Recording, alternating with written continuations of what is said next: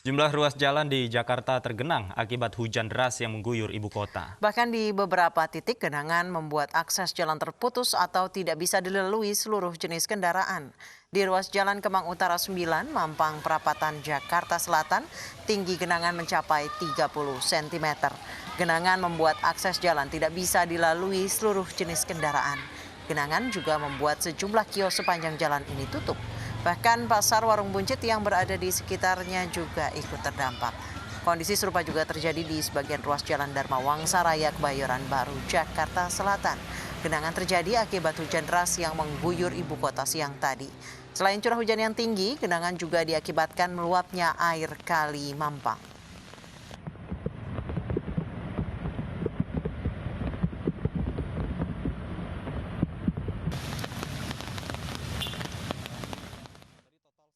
Sejumlah daerah di tanah air termasuk ibu kota Jakarta mulai memasuki musim penghujan. Antisipasi banjir diambil Pemprov DKI, salah satunya dengan mengeruk waduk di beberapa wilayah.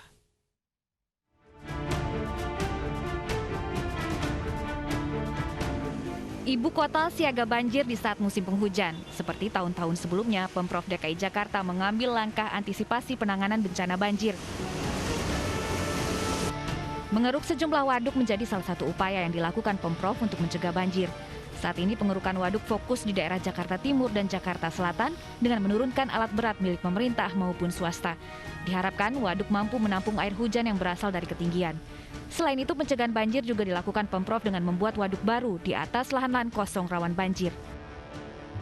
Lalu ada juga tempat yang semula lahan kosong karena kontur tanahnya cekung, selama ini terjadi banjir, di tempat itu kita buat waduk, jadi bikin baru waduknya untuk mengalirkan air ke dalam waduk baru kemudian nanti dipompa untuk dialirkan ke sungai.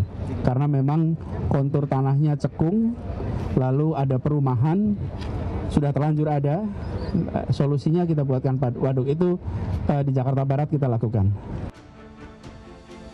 Pada musim penghujan kali ini, Pemprov DKI menyiagakan lebih dari 900 personel gabungan termasuk ratusan relawan untuk menangani korban banjir. Turut disiapkan juga sejumlah peralatan penunjang seperti tenda pengungsi hingga puluhan perahu karet.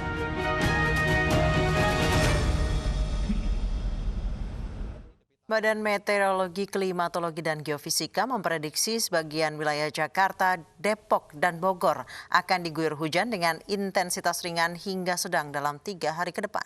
Selain itu, BMKG mengimbau masyarakat agar waspada dengan hujan disertai petir dan angin kencang di awal musim penghujan saat ini.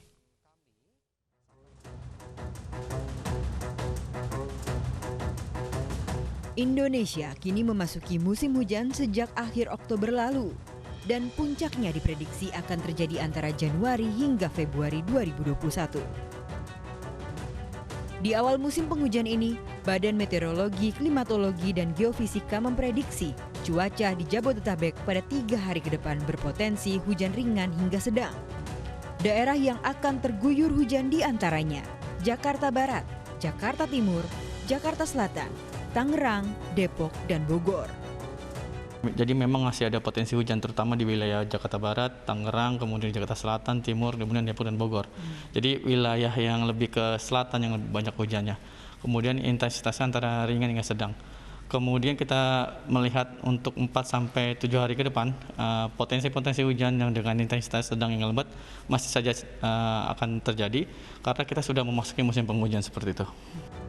Selain itu, di awal musim penghujan, potensi angin kencang, puting beliung, serta petir juga akan terjadi terutama di wilayah selatan yang intensitasnya akan lebih tinggi. Memang di awal musim penghujan, potensi angin kencang, puting beliung maupun petir masih akan sering terjadi, terutama di wilayah selatan. Jadi wilayah-wilayah selatan yang sering intensitasnya lebih banyak begitu. Melihat pengalaman beberapa tahun sebelumnya, banjir biasanya terjadi puncak musim hujan. BMKG mengimbau pemerintah daerah dan masyarakat untuk tetap waspada utamanya pada sekitar Januari dan Februari tahun depan yang diprediksi menjadi puncak musim hujan. Tak hanya banjir, bencana longsor juga patut diwaspadai saat intensitas hujan deras yang meningkat.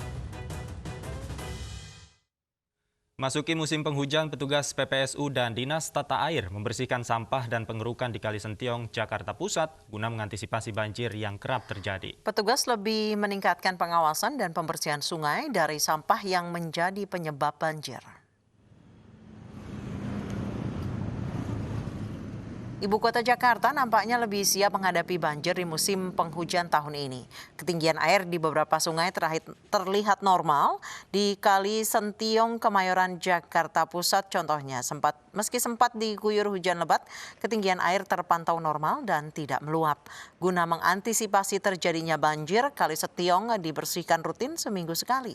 Petugas meningkatkan pembersihan kali dari tumpukan sampah yang menjadi salah satu penyebab banjir. Selain itu, Suku Dinas Sumber Daya Air Jakarta telah mengeruk kali menggunakan ekskavator.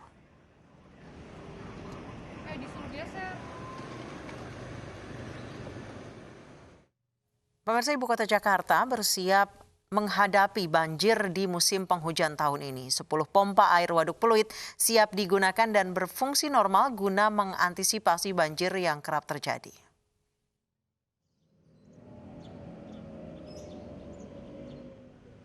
Menghadapi musim hujan, Suku Dinas Sumber Daya Air DKI Jakarta telah menyiapkan 10 pompa air waduk Pluit. Seluruh pompa air dalam kondisi normal dan siap digunakan maksimal bila banjir mengancam. Meski Jakarta mulai diguyur hujan, namun kondisi ketinggian air di beberapa aliran sungai sampai saat ini masih normal. Petugas masih fokus membersihkan sungai dari sampah yang menjadi salah satu penyebab banjir. Bila ketinggian air mulai berada di atas normal, petugas akan mengaktifkan pompa dan membuang kelebihan air di Waduk Pluit langsung menuju laut lepas. 7 operator pompa berjaga tiap harinya selama 24 jam non-stop. Untuk Dinas Sumber Daya Air ini dan Suku Dinas Sumber Daya Air di pompa Waduk Pluit ini selalu standby ya, selalu siap siaga. Adapun setiap hari kita operasikan pompa, hujan ataupun tidak hujan, kita pertahankan tinggi muka air itu -190. Jumlah pompa di pompa Waduk Pluit ini ada 10.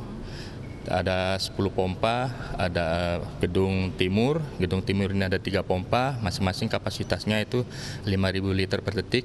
Lalu pompa tengah itu ada 4 unit, masing-masing pompa ini kapasitasnya 4.000 liter per detik, dan pompa barat ada 3 unit, masing-masing 6.000 liter per detik. Jadi total semua kalau dijumlah.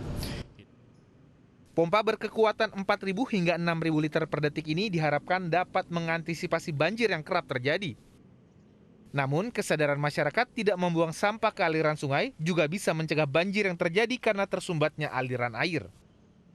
Dari Jakarta, Armalina Irfan Hardiansyah, iNews melaporkan. Sejauh mana persiapan menghadapi banjir ibu kota? Sudah ada rekan kami Vito Erlangga yang saat ini berada di rumah pompa Waduk Pluit, Jakarta Utara. Vito, seperti apa antisipasi banjir yang dilakukan di rumah pompa Waduk Pluit? Ya, baik Davi dan Anissa, perlu kami ceritakan bahwa memang berdasarkan pemantauan kami, ini terjadi hujan di sejumlah titik di wilayah DKI Jakarta, yang mana hal ini berdampak pada naiknya permukaan air di rumah pompa Waduk Pluit setinggi sekitar 10 cm. Maka dari itu, berdasarkan pemantauan kami, tadi sejumlah petugas dari rumah pompa sendiri kemudian mengaktifkan sebanyak 2 mesin atau 2 rumah pompa ini untuk kembali menstabilkan debit air sehingga menjadi kembali normal begitu, sekitar dengan ukuran minus 190 hingga minus 200. Dan air yang dipompa ini kemudian langsung disedot dan dilepas di laut lepas. Kemudian untuk seperti yang kita ketahui bahwa memang di rumah pompa Waduk Pluit ini memang sudah disediakan sebanyak 10 pompa begitu yang disediakan oleh Dinas Pemprov DKI Jakarta, yang mana dari 10 pompa ini berdasarkan keterangan yang kami terima dari petugas ini masih berjalan secara optimal begitu, dan kemudian para petugas juga berjaga di kawasan ini secara bergantian atau menggunakan sistem shifting selama 24 jam. Dan setiap shift ini terdapat setidaknya 7 petugas yang melakukan penjagaan, yaitu untuk memantau debit air sesuai dengan rata-rata atau tetap terjadi kenormalan di debit air, yaitu dengan ukuran minus 180 hingga minus maksud kami minus 190 hingga minus 200. Dan selain itu juga dapat kami laporkan Pak petugas sendiri selain mengawasi debit air, para petugas ini juga bertanggung jawab dalam melakukan maintenance dan menjaga agar pipa-pipa atau pompa yang tersedia di kawasan ini tidak teraliri oleh sampah, yang mana hal ini bisa merusak rumah pompa atau mengganggu kinerja dari rumah pompa Waduk Pluit ini. Davi. Baik, terima kasih Vito Erlangga melaporkan langsung dari Waduk Pluit, Jakarta Utara. Pemirsa, kebutuhan logistik pengungsi dari lereng Gunung Merapi di wilayah Magelang, Jawa Tengah hingga saat ini masih terpenuhi. Prioritas saat ini adalah kebutuhan untuk ibu hamil dan anak-anak.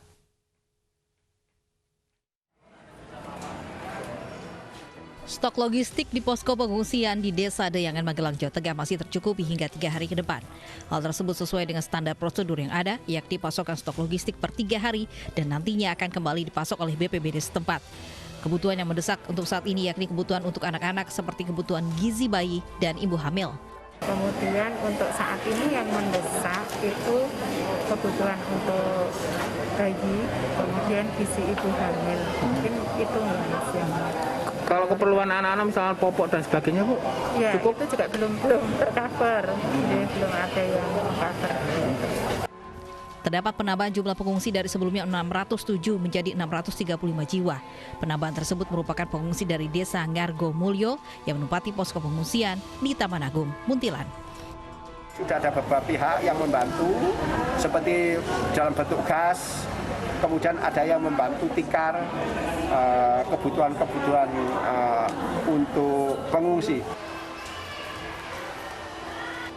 Meski jumlah pengungsi terus bertambah, BPBD Kabupaten Magelang memastikan stok logistik aman hingga beberapa hari mendatang. Bahkan bantuan logistik dari masyarakat sudah mulai berdatangan. Dari Magelang, Jawa Tengah, Puji Hartono, Anyus melaporkan. Di tengah kewaspadaan status Gunung Merapi, masyarakat mengeluhkan jalur evakuasi di Kabupaten Sleman, Yogyakarta. Jalan yang rusak parah dikhawatirkan akan mengganggu proses evakuasi.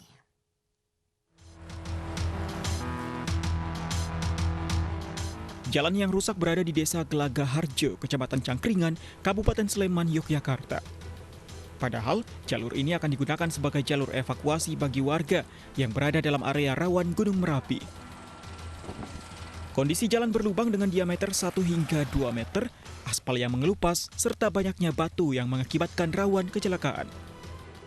Malah bikin kecelakaan kalau terjadi mau ngungsi lewat jalur itu malah bahaya. Kenapa?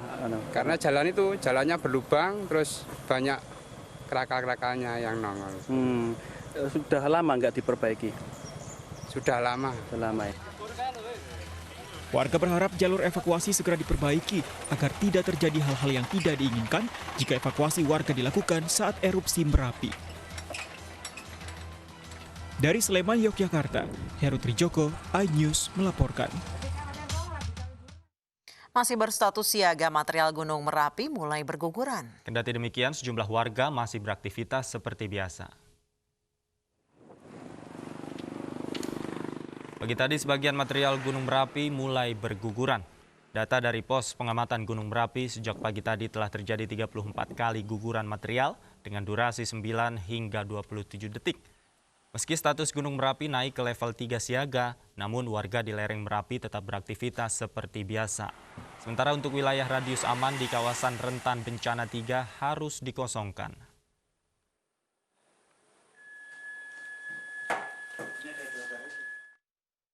Dan informasi terbaru dari aktivitas Gunung Merapi, kita bergabung dengan rekan Anissa Rizkia langsung dari pos pengamatan Gunung Merapi di Kaliurang, Sleman, Yogyakarta.